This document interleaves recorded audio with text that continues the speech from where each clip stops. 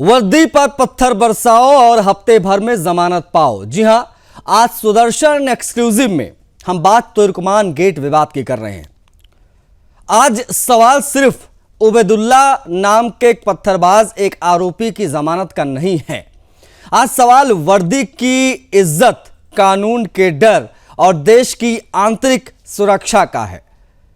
दिल्ली के तुर्कमान गेट में जब प्रशासन अपना काम कर रहा था, तब कानून का सामना करने के बजाय वहां की भीड़ ने पत्थर उठाए और अब उनको जब जमानत मिली तो उनको जमानत दिलाने वाले वकीलों का किस प्रकार से फूल माला के साथ स्वागत हुआ है, ये तस्वीर साथ साथ में आप देखते चलें और आप समझ पाएंगे कि ये किस प्रकार की उदारता है।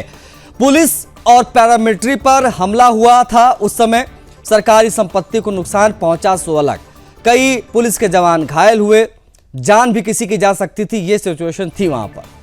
आरोप तो यह भी लगा कि इस हिंसक भीड़ का हिस्सा ये उबैदुल्ला भी था जिसको जमानत मिली। लेकिन आज इसी उबैदुल्ला को 25,000 के निजी मुचलके पर 30,000 की सत्र अदालत ने जमानत दे दी है, जिस पर मुसलमानों की भीड़ ने वकीलों के गुट का जोर शोर से फूल माला वाला स्वागत किया। आप देखिए जरा इन तस्वीरों के माध्यम से, जैसे किसी दंगाई को नहीं, किसी जननायक को जमानत मिल गई हो।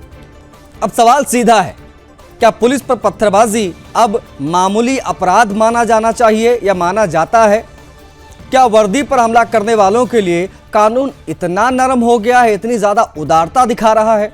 और सबसे जरूरी सवाल, इस जमानत के खिलाफ कोई प्रदर्शन या हाईकोर्ट में अपील कब देखने को मिलेगा, या इसको ठंडे बस्ते में डाल दिया जाएगा और वर्दी पर अगले हमले का इंतजार रहेगा? देखिए, जमानत के खिलाफ अब तक कोई विरोध क्यों नहीं हुआ, ये बड़ा सवाल है।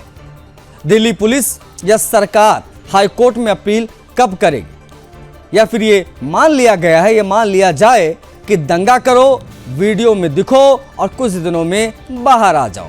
क्योंकि अगर आज पत्थर चलाने वालों को संदेश गया कि डरने की जरूरत नहीं है कानून से, तो कल भीड़ और बड़ी होगी, पत्थर और बड़े पैमाने पर चलेंगे। देश को तय करना होगा कि कानून का राज चलेगा या भीड़ का जवाब। इसी पर आज हम बात करेंगे इन तस्वीरों को दिखाते हुए।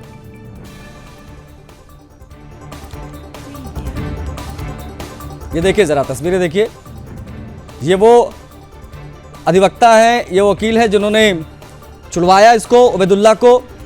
30,000 से इनको जमानत मिल गई, लेकिन जमानत मिलने के बाद किस प्रकार से इनका स्वागत हुआ, ऐसा लग रहा था जैसे ये बहुत बड़ी राष्ट्र सेवा, देश सेवा में जेल गए थे और अब जो है ये वापस लौट रहे। देखिए, एक हफ्ते के अंदर अंदर इनको जमानत मिल गई।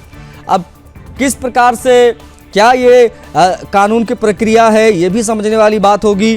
क्या यूएपीए या गंभीर धाराओं का अभाव था जिसकी वजह से इनको जमानत मिल गई? आज हम हर एक पहलू की बात करेंगे, लेकिन इस जश्न को आप जरा देखिए किस प्रकार से ये अति उत्साहित नजर आए। मुसलमानों को पूरी भीड़ इनके स्वागत के लिए पहुंची वहां पर, वकीलों के स्वागत के लिए। उबैदुल्ला को जो जमानत मिली, इसने पत्थर बरसाए थे, बता दें आपको, इसीलिए ये जेल गया था और एक हफ्ते के अंदर अंदर इसको स्वतंत्र कर दिया गया कि अब जाओ, कानून से डरने की जरूरत नहीं है, कल फिर से पत्थर बरसाओ और जो भी आपके यहाँ पर कोई कोर्ट के आदेश पर कार्रवाई करने आए तो बिना सोचे समझे, बिना डरे पत्थर इकट्ठा करो और चलाना शुरू कर दो। क्योंकि अगर आप, जी, ये तस्वीरें बेहद महत्वपूर्ण हो जाती हैं, इसको समझना, इसको देखना किस प्रकार से यहाँ पर ये उत्साहित नजर आ रहे हैं मुसलमानों की पूरी भीड़। तो आज इस बेहद महत्वपूर्ण विषय पर हम बात करेंगे। इन तस्वीरों के एलिबोरेट हम लगातार कर रहे हैं। अविरल मलिक, प्रवक्ता भारतीय जनता पार्टी के हमारे साथ जुड़ गए, हम उनसे बात करेंगे। स्वागत है आपका अविरल। आनंद सिंह हैं, हिंदू संगठन के, ये कुछ पलों हमारे साथ जुड़ जाएंगे, हम इनसे भी बात करेंगे। आज हमारे साथ जुड़ने वाले हैं, स्क्रीन पर आपको दिखाई दे रहे हैं, बाबा साहेब बुधवन जी हैं, पूर्व एसीपी हैं। सर, आपका भी बहुत स्वागत है, समय देने के लिए आपका आभार। मोहम्मद अकील खान जी है, मुस्लिम स्कॉलर। अकील जी, आपका भी बहुत स्वागत है। संदीप मिश्रा है, वरिष्ठ अधिवक्ता। संदीप जी, आपका भी बहुत स्वागत है सर। और बिना किसी देरी के मैं चर्चा की शुरुआत, चूंकि मामला अधिवक्ता से जुड़ा है, तो मैं संदीप मिश्रा जो वरिष्ठ अधिवक्ता उनसे करना चाहूंगा। सर, ये जमानत जो मिली है, ये कानूनी प्रक्रिया का हिस्सा है या न्यायिक उदारता की अति कहना यहां पर ज्यादा सही होगा? ये आज तमाम दर्शक जानना चाहता है, आप बेहतर तरीके से समझा पाएंगे कि एक हफ्ते के अंदर जमानत मिल कैसे गई सर? देखिए, न्यायिक उदारता भी इसे कह सकते हैं, और क्योंकि बड़ी थिन लाइन होती है बेल के मैटर्स में, बेल देना और बेल डिनाई करना, और एक टोटली जुडिशियल ऑफिसर का प्रोरोगेटिव होता है कि वो फैक्ट से, चीजों से सेटिस्फाई होता है या नहीं होता है, क्योंकि यहाँ पर ट्रायल की स्टेज नहीं है। बेल के मैटर्स पे सिर्फ ये देखा जाता है कि वेदर उसकी रिलीज से कहीं से जांच पे कोई प्रभाव पड़ेगा कि नहीं पड़ेगा, और दूसरी चीजें जो है कि क्रिमिनल केस की स्टेज क्या है। यहाँ पर जो बातें चली हैं, पहली बात, मैं ऑर्डर शीट अभी पढ़ ही रहा था जो बेल की है, उसमें लिखा गया है कि इसको एक्यूज बनाया गया एक फोटोग्राफ के आधार पर जी। और जिसमें ये दिखाई भी दे रहा है अब्दुल्ला जो है, लेकिन अब्दुल्ला का कहना है कि जिस फोटो में वो दिखाई दे रहा है वो अपने घर के सामने ही खड़ा है, और अपने घर के सामने कोई भी खड़ा हो सकता है, जैसे सामान्य भीड़ खड़ी होती है, घर से बाहर निकल करके देखते हैं। तो इसको आधार मानते हुए कोर्ट ने कहीं न कहीं इसको नेचुरल कोर्स में एक उदारता तो इसके प्रति दिखाई है, और मैं थोड़ा इन सब बातों को लेकर के बड़ा आश्चर्य होता है कि जब कोर्ट इस चीज को ऑब्जर्व करती है कि सिंगल ब्रेड अर्नर है, लकवाग्रस्त पिता है, इसकी देखभाल करने के लिए कोई और नहीं है, इन सब चीजों की बात नहीं होती है बाकी दूसरे समुदाय के लोगों के लिए। तो सभी के लिए ये बातें कंसीडर की जानी चाहिए, लेकिन जो पीपी का, जो सरकारी वकील का बयान है, वह यहाँ पर गौर करने वाली बात है। और वो लीगल पॉइंट भी मैं बता दूं, सेक्शन 149 पुराना आईपीसी और 190 बीएनएस दोनों में ही कहता है कि अगर किसी को 149 में, जिसको कहते हैं कॉमन ऑब्जेक्ट, सामान्य उद्देश्य के फर्दरेंस में अगर कोई एक्यूज बनाया गया है अंडर 149, तो यहां पर कस्टोडियल इन्वेस्टिगेशन की जरूरत नहीं है, कस्टडी में लेकर के इन्वेस्टिगेशन की जरूरत नहीं है। और यही ऑब्जर्वेशन जो कोर्ट ने ऑब्जर्व किया है सेक्शन 149 आईपीसी और 190 बीएनएस, उसी के आधार पे बेल दी है, और कोई आधार नहीं। बड़ी चीज ये है सर कि ऐसे कई मामले हैं जो लगातार दया याचिका लगाते हैं, लगातार कोशिशें करते हैं, सरकार से अपील होती है, लेकिन उनकी सुनवाई नहीं होती है, उनके तरफ कोई ध्यान नहीं देता, वो जिंदगी भर आजीवन कारावास काट रहे हैं। ऐसे ना जाने कितने मामले आप जानते होंगे और हम भी जानते हैं। एग्जाम्पल के स्वरूप में उड़ीसा के ग्राहम स्टेन्स वाला मामला, दारा सिंह जी वो अभी भी आजीवन कारावास काट रहे हैं, उस पर कोई ध्यान नहीं दे, लेकिन इस प्रकार के पत्थरबाज पल भर में यूँ चुटकी बजाते ही छूट जाते हैं। ये भी अपने आप में बेहद हैरान करता है। सर प्लीज़ बने रहिएगा, हमारे साथ बाबा साहब बुधवन जी हैं, पूर्व एसीपी हैं। सर एक बतौर पुलिस अधिकारी आप बेहतर तरीके से बता पाएंगे, पत्थरबाजी के मामले में इतनी आसानी से जमानत मिल जाना, इसको कितना सही आप मानते हैं, किसको किस प्रकार से आप देखते हैं? क्योंकि वर्दी पर पत्थर चला था, पुलिस वालों को जान भी जा सकती थी, मामला वाकई बहुत ज़्यादा सेंसिटिव था, उसमें इतनी आसानी से ये जो जमानत मिली है, उसको आप बतौर एक अधिकारी किस प्रकार से देख रहे हैं? हम तो उसको अच्छा तो नहीं देख रहे जी। जो भी हुआ है वो अभी जो कानून से हुआ है, अभी वकील साहब ने, अभी अधिवक्ता साहब ने अच्छा बता दिया, कानून से जो भी है उसने बोल दिया। लेकिन यहाँ बात है पुलिस के ऊपर, जिसके कंधे पे लॉ एंड ऑर्डर का काम रहता है, पीसफुल कैसा रहेगा ये काम रहता है, उसके ऊपर अगर कोई हमला करता है और वो जमीन पे होते हैं, तो उसमें तो बुरा तो लगेगा हमको, वो तो बुरा नहीं लगना चाहिए। लेकिन मेरे को यहाँ ये कहना है, पुलिस ने अगर इन्वेस्टिगेशन कैसा किया है, यानी कि इन्वेस्टिगेशन कहाँ से शुरुआत होता है, एफआईआर से शुरुआत होता है। एफआईआर हम कैसा लेना चाहिए, ये पुलिस का अच्छा तरह से एफआईआर में जो आना वही इतना आना चाहिए। अभी साहब ने बोला कि वहां बोल रहा है मैं घर पे सामने खड़ा था, अभी वो टेक्निकली इन्वेस्टिगेशन होना चाहिए था, वो कहाँ है, उसके जो इलेक्ट्रॉनिक एविडेंस है वहां वेरीफाई किया का नहीं, वहां जो विटनेस है विटनेस का प्रॉपर यानी कि नेचुरली स्टेटमेंट हुआ का नहीं, वहां भी आता है। अगर इन्वेस्टिगेशन एकदम प्रॉपर हुआ तो किसको भी जमानत होती नहीं। अभी दिल्ली के दंगल में जो अभी सुप्रीम कोर्ट ने जिसको रिजेक्ट किया बेल, वो उसके लिए इन्वेस्टिगेशन जब प्रॉपर हुआ है तो ऐसा नहीं होना चाहिए। लेकिन मॉरली भी जिसके फोर्स के अगर हमला होता है तो वो नहीं होना चाहिए। ठीक है, ऐसा लगता है। ठीक है, प्लीज आप बने रहिएगा।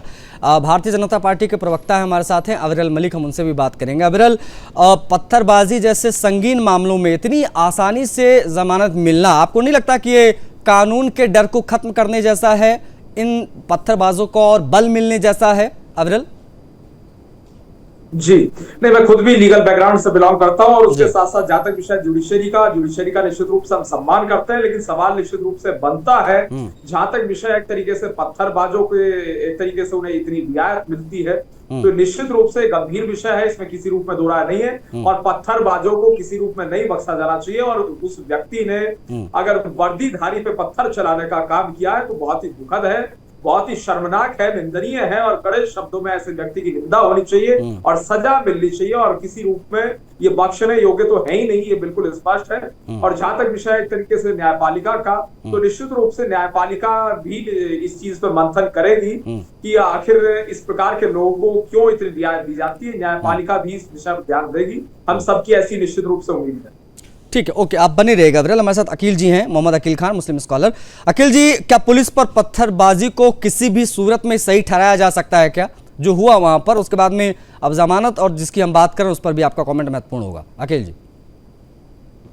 आशीष भाई जी, ये चौथी डिबेट आपके चैनल पर है, तुर्कमान गेट वाली। जी, और किसी भी आपके चैनल पे या किसी भी चैनल पे जी, मैंने उस घटना का जितना निंदा किया है, शायद हमारे और आपके पैनल पर 3 लोग और बैठे हैं। एक रिटायर्ड पुलिस के अधिकारी हैं, अविरल जी हैं, संदीप मिश्रा साहब जो कानून के जानकार हैं।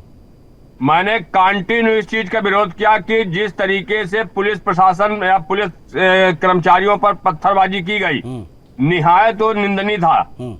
और जो लोग इस घटना में शामिल थे, जी, भाई पुलिस के पास तो सारे वीडियोज हैं, सीसी कैमरे के फुटेज हैं। मैंने उस दिन भी ये बात कही थी कि जिन लोगों को इस घटना में संलिप्त है, शामिल है, किनकी सही पे किया गया, उन लोगों के पुलिस प्रशासन जांच करे और जांच करके कड़ी से कड़ी कार्रवाई करे। लेकिन जो लोग निर्दोषों को फंसाने का काम किया जा रहा है, किसी निर्दोष को न फंसाया जाए। ये मैंने आपके चैनल पे चौथी डिबेट ये हो रही है, मैंने उसमें भी कहा था।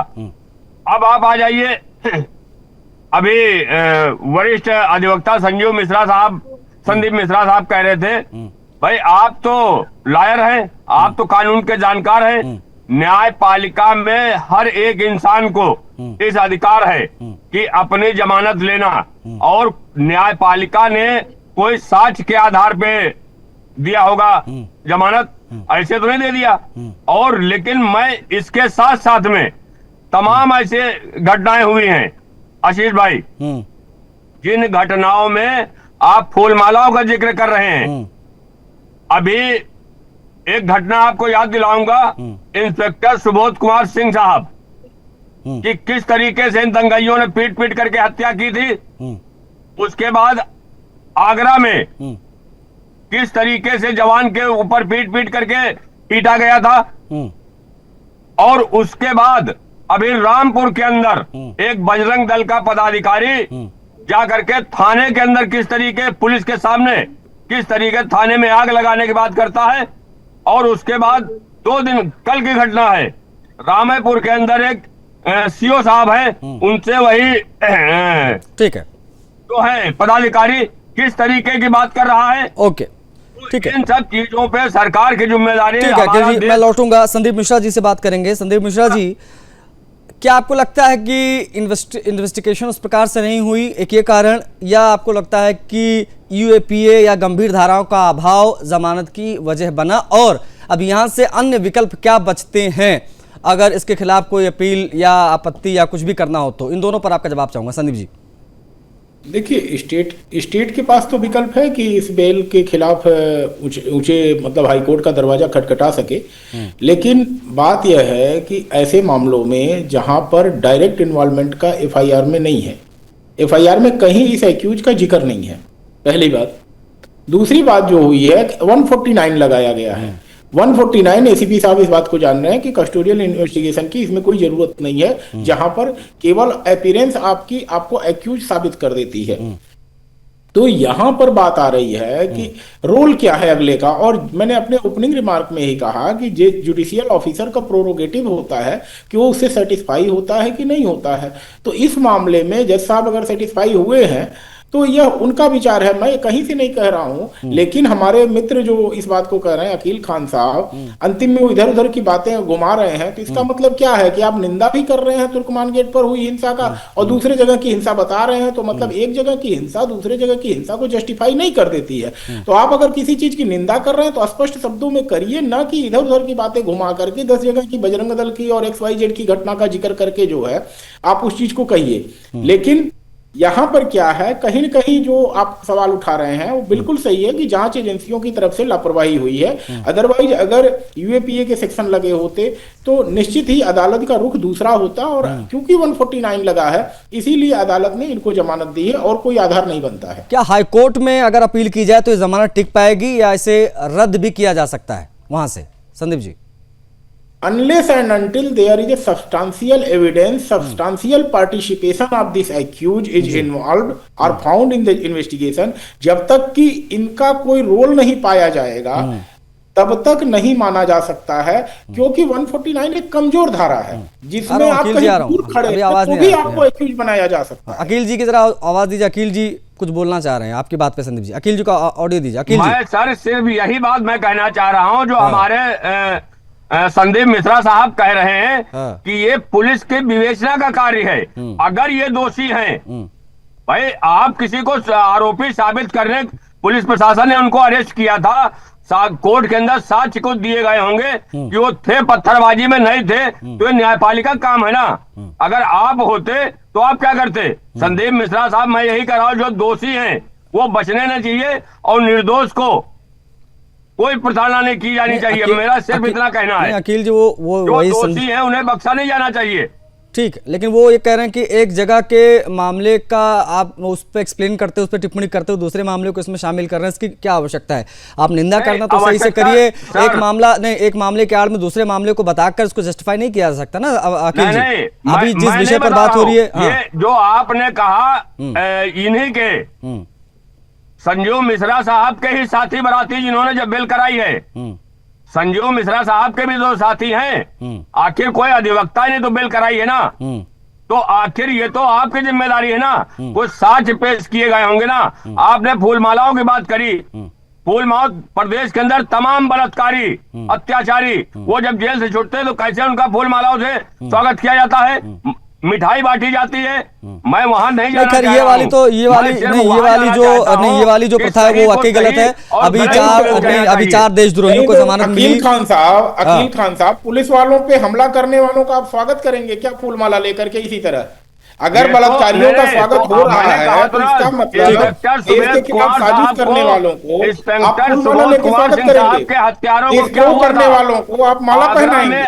आगरा में जो कांवड़िए थे उन्होंने सेना के ऊपर कैसे पथराव किया था, उनको जमानत कितनी देर में मिली थी? नहीं अकील जी, नहीं एक मिनट, अकील जी ये आपने ये कैसे वहां बैठे बैठे तय कर लिया कांवड़ियों ने पत्थरबाजी की थी?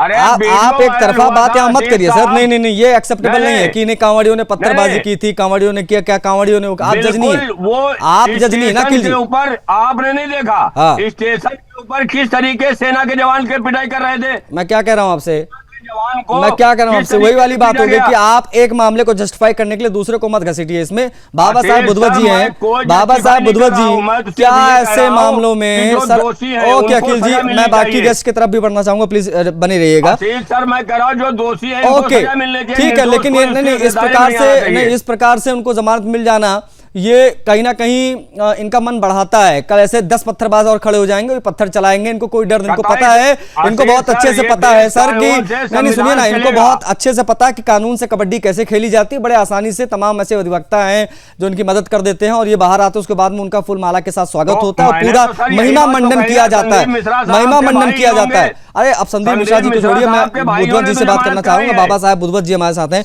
अब बुद्धवत जी, ओके सर, जमानत कराई है सर, प्लीज बाबा साहब बुद्धवत जी से मैं बात करना चाहूंगा। बाबा साहब बुद्धवत जी, क्या ऐसे मामलों में जब आप देखते हैं सर, तो क्या आपको लगता है कि फील्ड में काम करने वाले उन तमाम जवानों का मनोबल तोड़ने जैसा भी है जो अगली कार्रवाई के लिए आगे जाएंगे? उनको पता है कि हम अदालत के आदेश पर जाएंगे, कोई अतिक्रमण हटाने के लिए मुस्लिम मोहल्ले में, वहां हमारे ऊपर पत्थरबाजी होगी, हमको चोट लगेगी, हम मर भी सकते हैं, फिर वही अदालत इनको पत्थरबाजों को जमानत भी दे देगी। तो सीधा सवाल यही है सर कि क्या फील्ड में काम करने वाले तमाम जवानों का मनोबल तोड़ने जैसा भी होता है इस प्रकार का मामला, उनके ऊपर भी असर पड़ता है? क्योंकि आप ही बेहतर बता पाएंगे सर।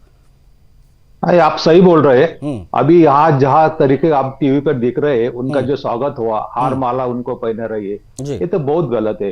अगर वो नॉर्मल कोई केस होती है, कोई गुनाह होता चलता, जहाँ पुलिस के ऊपर संरक्षण करने वाले के ऊपर जब पत्थरबाजी होती है, हल्ला होता है, वहां ऐसा अगर आपको स्वागत करते हैं तो मॉरली पुलिस के जो भी डिपार्टमेंट है, पुलिस डिपार्टमेंट या पैरामिलिट्री डिपार्टमेंट, जैसे वो मिलिट्री भी कश्मीर में होता था, उसके मॉरल खच्चीकरण होता है। ये तो इसके पीछे का जो कोई मास्टरमाइंड है उसको ढूंढना चाहिए। अभी वकील साहब ने जो बात की, जो मैं इसीलिए मैं बोल रहा था कि एफआईआर जब हम लिखते हैं उसी टाइम कौन सी कलम उसमें कौन सा सेक्शन लगना चाहिए, कौन सा यूपीआई लगना चाहिए, वो तय होता है। इसलिए स्टार्ट के इन्वेस्टिगेशन अच्छा करना था। यहाँ तो कंस्पिरेसी थी, वहां तो कोई वीडियो वायरल हुए थे, वीडियो वायरल होने के बाद सब हुआ था, वहां तक जाना चाहिए। वहां आखिरी जो उसमें पीछे जो कोई बिहाइंड द कर्टन जो भी है उसको भी इन्वेस्टिगेशन में लाना चाहिए था। अभी जमानत हुई, अपील होगा, हाईकोर्ट में होगा या नहीं होगा ये तो चलेगा कानून के तहत, लेकिन पुलिस के ऊपर जब हमला होता है तब ऐसा जो स्वागत होता है ये ये जले पर नमक छिड़कने जैसा है सर। ये जले पर नमक छिड़कने जैसा है। जिन परिवारों को चोट पहुंची है उनको ये वो दिखाने के लिए, चिल्लाने के लिए किया जाता है सर, जहां तक मैं समझ पा रहा हूं। इसकी आवश्यकता नहीं थी, आपको जमानत मिल गई थी, वेल एंड गुड आपके लिए है, आप खुश हो जाइए या जो भी है, लेकिन इस प्रकार से वीडियो बनाना, उसको वायरल करना, स्वागत करना, ये चिल्लाने जैसा है कि आप आओगे, हम पत्थर बरसाएंगे, फिर एक हफ्ते में छूट जाएंगे। ये तो बहुत गलत है और उसके वजह से दूसरे को प्रोत्साहन मिलता है। जो यंग लड़के हैं जिनको विरोध करना है कि उसको लगा चलो क्या हुआ, हम 2 दिन गए, बाहर आए, हमारा तो स्वागत हुआ, हमको तो प्रसिद्धि मिली। ये तो बहुत गलत है, वो नहीं होना चाहिए। उसके ऊपर भी कोई कानून कार्रवाई हो सकती है। जो उसका ये करता है वो आने के 2 इसमें करना, वो प्रोत्साहन देना, उसको लग सकता है। तो पुलिस ने वो प्रिवेंटिव एक्शन भी हो सकती है। जो भी करना चाहिए वो वहां के पुलिस ने करना चाहिए, और ये बहुत गलत है, वो निषेधार्थ है। ठीक है सर, प्लीज बने रहिएगा। अविरल हमारे साथ हैं, अविरल मलिक प्रवक्ता बीजेपी के हैं। अविरल जी, क्या ये माना जाए कि अगर ये नरमी जारी रही, इस प्रकार के स्वागत सत्कार होते रहे, तो आने वाले समय में ऐसी हिंसा और बढ़ेगी और उस पर अतिशयोक्ति नहीं होनी चाहिए? नहीं, बिल्कुल निश्चित रूप से। फिर तो और भी लोग चाहेंगे कि वो माला पहने, उनके स्वागत हो, वो पॉपुलर हो, लोकप्रिय बने, उनका अपना जन समर्थन मिले, वो चुनाव लड़े। फिर तो बहुत से सपने संजोकर जो लोग बैठे हैं वो इसी कार्य को अपना लेंगे और इसी प्रकार से निरंतर ये पत्थरबाजी घटनाएं बढ़ेगी।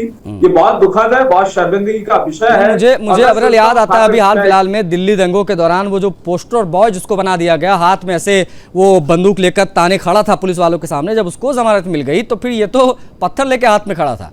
तो ये जो कुछ हो रहा है सर, ये वाकई थोड़ा सा मुझे भी हैरान करता है कि इतने बड़े बड़े मामलों में जमानत मिल गई, तो ये तो बहुत छोटी सी बात थी इस पूरे प्रकरण के हिसाब से अगर देखा जाए तो। अविरल। हाँ, बिल्कुल बिल्कुल निश्चित रूप से। देखिए, वो जहां तक आपने बात की वो पोस्टर बॉय बनाने का, वो भी बहुत ही गलत है। और इस प्रकार के लोगों के एक तरीके से मंसूबे बढ़ेंगे और इनकी पब्लिसिटी होती है, इन्हें पॉपुलैरिटी मिलती है इनके समाज में, और लोग इनके फूल मालाओं से स्वागत करते हैं, फिर इन्हें जमानत मिल जाती है, जुड़ जाते हैं, बाहर आ जाते हैं, समाज में एक तरीके से समाज में प्रभावशाली लोग बन जाते हैं। तो मैं सोचता हूँ ये चिंताजनक विषय है, इस पर सोचना बहुत अनिवार्य है। और जहां तक विषय एक तरीके से हिंदू मुस्लिम के नजरिए से जो देखने का काम यहाँ मुस्लिम स्कॉलर मौजूद है वो कर रहे हैं, इस नजरिए से बिल्कुल नहीं देखा जाना चाहिए। और जहां तक स्पष्टता है इसमें, ये बिल्कुल स्पष्ट है कि ऐसे अपराधियों की जगह अगर कहीं है तो जेल में है। समाज में ऐसे लोगों का कोई स्थान नहीं होना चाहिए जो पुलिस की वर्दीधारी व्यक्ति के ऊपर पत्थरबाजी करने का काम करता है। वो हार्डकोर क्रिमिनल एक प्रकार से है, बिल्कुल स्पष्ट है। तो क्या ये माना जाए कि अब इसमें ऊपर अपील करने की मांग आप लोग करेंगे या नहीं करेंगे, या आप लोग इस फैसले से संतुष्ट हैं? आप लोगों का वर्जन इसमें अगर क्या है, अगर आप कुछ एक्शन लेने का सोचें या कुछ भी? अविरल। बिल्कुल निश्चित रूप से करेंगे। जहां तक विषय डिस्ट्रिक्ट कोर्ट का, तो डिस्ट्रिक्ट कोर्ट अगर कोई डिसीजन ऐसा देती है जो ठीक नहीं लगता है, तो ये न्यायिक प्रक्रिया है कि हाईकोर्ट अपील की जा सकती है, हाईकोर्ट जाया जा सकता है। अगर हाईकोर्ट कुछ इस प्रकार का डिसीजन देता है तो सुप्रीम कोर्ट जाया जा सकता है, सुप्रीम कोर्ट में अपील की जा सकती है। तो निश्चित रूप से जो अपर कोर्ट है उसमें हम जाएंगे, और जहां तक विषय इस प्रकार के लोगों का, इन्हें सजा दिलाने का काम निश्चित रूप से किया जाएगा और किसी प्रकार से इस प्रकार के तत्वों को बाहर नहीं घूमने दिया जाएगा। ठीक, ओके। अकील जी, आपको नहीं लगता सर कि ये कानून का मजाक उड़ाया गया है यहाँ पर, ये फूलमाला से स्वागत करके वकीलों का? एक चीज़ वो दिल्ली दंगों की मैंने बात की, उसमें भी ना जाने कितने लोगों को जमानत मिल गई, हाथों में पिस्टल ताने वो खड़ा था पुलिस वालों के सामने, जब उसको जमानत मिल गई। अभी हमने देखा जो भारत के टुकड़े टुकड़े करने वाले, बयान देने वाले लोग हैं, उनको जमानत मिल जाती है। उसके बाद में उनका महिमा मंडन होना, जमानत मिलना एक बात, लेकिन उनका महिमा मंडन करना, इस प्रकार से ये चिढ़ाने की कोशिश किसको की जाती है? सर ये मैं आपसे समझूंगा, दंगा करो, कैमरों में दिखाई दो, उसके बाद में जेल जाओ, जेल से बड़े आसानी से छूट जाओ, उसके बाद में उसको भी रिकॉर्ड करके उन पुलिस कर्मियों को चिढ़ाओ जिनको आपने घायल किया, जिनके ऊपर आपने पत्थर बरसा है। कुछ यही दिल्ली में दिखाई दिया है। आज हम उसकी बात कर रहे हैं, पूरा पैनल हमारे साथ है और अकील जी की तरफ मैं बढ़ूंगा। मोहम्मद अकील खान, जो सवाल मैंने आपसे पूछा था उसी को दोबारा दोहरा देता हूं, उसके बाद में आप उस पर जवाब दे दीजिएगा। जमानत एक बात, लेकिन महिमा मंडन के पीछे की मानसिकता क्या है, इसके पीछे की मुख्य वजह क्या है? क्यों ना कहा जाए कि ये जले पर नमक छिड़कने की कोशिश होती है, चिढ़ाने की कोशिश होती है कि आप हमको बंद करोगे, हम पल भर में छूटेंगे और इस प्रकार की चीजें हम दोबारा करेंगे। अकील खान। नहीं आशीष सर, जितनी बात आपने कही है कि महिमा मंडन करना, ये बिल्कुल कहीं से ठीक नहीं है। जमानत मिल जाना अलग की बात है, लेकिन जिस तरीके से महिमा मंडन किया जा रहा है, आपने कहा चिढ़ाने का काम, मैं पूरी तरीके से आपकी बात से सहमत हूं कि ये कृत्य नहीं होना चाहिए था इस तरीके से। तो आज जो आपने कहा कि ये जले पे नमक छिड़कने वाली बात है, तो ये बिल्कुल सही बात है। और जिस तरीके से फूल मालाओं से स्वागत किया गया, लेकिन ये पहली घटना नहीं है। इस तरीके के कई नजीर हैं जहां पर अपराधियों को, मतलब आरोपियों को बेल मिलती है, तमाम मामले आते हैं। ऐसा जो लोग करते हैं वो बिल्कुल निहायत गलत है। ऐसी चीजों का मैं कहीं पर भी समर्थन नहीं करता हूं। ठीक, ओके। बाबा साहब हमारे साथ हैं, बुद्धवत जी। सर, आप क्या ये मांग करते हैं, क्या आप ये मानते हैं कि दिल्ली पुलिस को तुरंत हाई कोर्ट में इस जमानत को चुनौती देने के तरफ बढ़ना चाहिए? नहीं तो ये लोग और आगे बढ़ेंगे और इस प्रकार की घटनाएं आगे भी, इस प्रकार की वारदातें आगे फिर होंगी। नहीं, ये तो कर सकते हैं पुलिस, अपील तो करना चाहिए, हाई कोर्ट में या सुप्रीम कोर्ट तक जाना चाहिए। लेकिन उसके पहले अभी ये कानून में तरतूद है, कोई भी सेक्शन एनी टाइम हम अल्टर कर सकते हैं, बदल सकते हैं, बढ़ा सकते हैं। तो वो तपास के अंदर डीप तपास करके जो भी तपास में और सीरियस कलम डिटेक्ट होता है तो वो लगाना चाहिए, उसमें यूपीआई भी लगाना चाहिए। जो भी इन्वेस्टिगेशन अभी अच्छा हुआ, अभी भी अच्छा इन्वेस्टिगेशन हुआ तो 100% उसको सजा भी लगेगी। और जामीन के बारे में तो कोर्ट जो भी तय करेगा वो तो मानना पड़ेगा, लेकिन अभी सेक्शन वो अल्टर कर सकते हैं। ठीक है, okay. Sandeep ji sir complete कर लीजिए एक बार। ठीक, हाँ, नहीं, वो तो आखिरी इन्वेस्टिगेशन जब तक चार्जशीट नहीं होता तब तक इन्वेस्टिगेशन का स्कोप रहता है। चार्जशीट जाने तक अगर आपने बहुत अच्छा था इन्वेस्टिगेशन हुआ और उसमें चार्जशीट में सबूत वगैरह प्रॉपर हो गए तो उनको सजा भी लग सकती है। जामीन का तो कोर्ट के ऊपर होगा जो है। ठीक है संदीप जी, पुलिस कर्मियों के ऊपर, फोर्स के ऊपर पिस्टल तान देना, देश के टुकड़े टुकड़े की बात कर देना या पत्थर चला देना, क्या ये मान लिया जाए कि अब ये सिस्टम के लिए गंभीर अपराध नहीं रह गया है? क्योंकि बहुत ही आसानी से इन लोगों को बेल मिल जाती है इतने बड़े बड़े कांड करने के बाद भी। इस पर आपकी टिप्पणी महत्वपूर्ण होगी संदीप जी। देखिए, एक बात कहूं, पुलिस की तरफ से कुछ तो लापरवाही हुई है इसमें। जी, क्योंकि अगर प्रॉपर एफआईआर हुई होती, गंभीर धाराओं में हुई होती तो निश्चित ही यहाँ पर परिदृश्य कुछ और ही होता। लेकिन बात क्या है कि जिस आदमी की हम बेल की बात कर रहे हैं उसका रोल कहां तक है, इस पर अदालत किस तरह से सोचती है। इस बात को अदालत दूसरी तरह से भी सोच सकती थी। मैंने कहा ना ओपनिंग रिमार्क में कि जजों का प्रोरोगेटिव होता है कि वो किस तरह से सोचते हैं उस चीज को। इसी बात पर एक दूसरा न्यायाधीश हो सकता है, कह सकता है कि भाई 149 में mayor presence will held you liable, 149 में, 190 में आपको जो है केवल अगर आप कहीं भीड़ में उकसाया गया काम किया जा रहा है तो अगर आप वहां खड़े भी हैं तो आप अपराधी माने जाएंगे। तो बेल के स्टेज पे अदालत किस लेवल तक और किस बात से कन्विंस होती है, यह बात मैटर करती है। यहाँ पर क्योंकि उसका घर था, अगर उसका घर नहीं होता तो शायद अदालत का सोचने का तरीका थोड़ा दूसरा होता और वह अपने घर से निकल करके थोड़ी दूरी पे होता, क्योंकि 50 मीटर की दूरी बताई गई है उसके घर से। यह 50 मीटर की दूरी एनफ बता रही है। आप कोई अपने घर के छत पे नहीं खड़े हैं, आप अपने घर के बरामदे में नहीं खड़े हैं, आप अपनी खिड़की से बाहर नहीं झांक रहे हैं। तो अदालत अगर बेल देना चाहती है तो उस पर नहीं कुछ कहा जा सकता, लेकिन अगर आप 50 मीटर की दूरी पर हैं तो निश्चित ही आप अपने घर से बाहर निकले हुए हैं और इस बात को शक करने के पूरे आधार हैं कि आप क्राइम में कहीं कहीं इन्वॉल्व हैं। लेकिन अदालत ने इस तरह से अगर चीजों को इंटरप्रेट किया है तो इस पे हमारे पास विकल्प है। हम हाई कोर्ट के सामने इस बातों को रख सकते हैं, सुप्रीम कोर्ट के सामने रख सकते हैं और निश्चित ही जो एजेंसीज हैं इस पे विचार करेंगी, क्योंकि अगर इस तरह से ढिलाई करेंगे तो निश्चित ही पुलिस का जो मनोबल है वह कहीं न कहीं डाउन होगा और टूटेगा। और ऐसे में एक टूटे हुए मन से कोई भी पुलिस जो है अपराधों को लगाम नहीं लगा सकती, खास करके ऐसी स्थिति शुरू हो जाए जब एक तरफ इन्वेस्टिगेटिंग ऑफिसर किसी को पकड़ करके जेल के अंदर डाले और दूसरे दिन अगला बाहर आ जाए। तो चेन ऑफ इवेंट्स को जैसे ब्रेक करना होता है कि कौन कौन से लोग इन्वॉल्व हैं। आपको भी पता है 319 में बाद में बहुत सारे लोगों के नाम आते हैं जो एफआईआर में नहीं लिखा होता है नाम उनका, लेकिन तो ये इवेंट निकलेंगे ही नहीं, क्योंकि अब प्रेशर एलिमेंट, थ्रेट एलिमेंट तो खत्म हो गया एक एक्यूज के ऊपर से और बाकी के एक्यूज जो है इस तरह से पकड़ में आएंगे नहीं, उनके पास तो पूरा विकल्प है भागने के। तो यहाँ पर अदालतों को थोड़ा देखना चाहिए कि जांच अधिकारियों का मनोबल भी न टूटने पाए और एक सब्सटेंशियल पीरियड 8 जनवरी की अगर आपकी अरेस्ट हुई है और उसके बाद आपको बेल मिल जाती है 12 दिन के अंदर ही, तो यह बहुत बड़ी चीज होती है। हाँ, अगर आप 3 महीने 4 महीने जेल में रहे होते या 2-3 महीने भी रहे होते, इस पर अगर कोर्ट कुछ कहती तो बात समझ में आती है, लेकिन 12 दिन के अंदर ही बेल मिलना निश्चित ही यह बात जांच अधिकारियों के लिए एक मनोबल तोड़ने वाली है। हाँ, और ये जो स्वागत हुआ है, इस स्वागत को किस प्रकार से जस्टिफाई किया जा सकता है? यही स्वागत नहीं, इससे पहले भी जितने गंभीर मामलों में लोग बाहर आए हैं उनका स्वागत होता है, उनका महिमा मंडन किया जाता है, इसको कैसे रोका जाए सर? देखिए, इस तरह से संदेह शायद कुछ नेटवर्क एरर है काम कर रहे हैं यहाँ पर। हाँ जी, नेटवर्क कुछ एरर है, एक बार देखते हैं संदीप जी, पुनः लौटेंगे। अबरल, क्या ये संदेश नहीं चला गया होगा पुलिस कर्मियों के बीच में, ग्राउंड पर काम करने वाले तमाम जवानों के बीच में कि सिस्टम उनके साथ नहीं खड़ा है और हर बार वो पत्थर खाएंगे और पत्थर मारने वाला बड़े आसानी से वो छूट जाएंगे?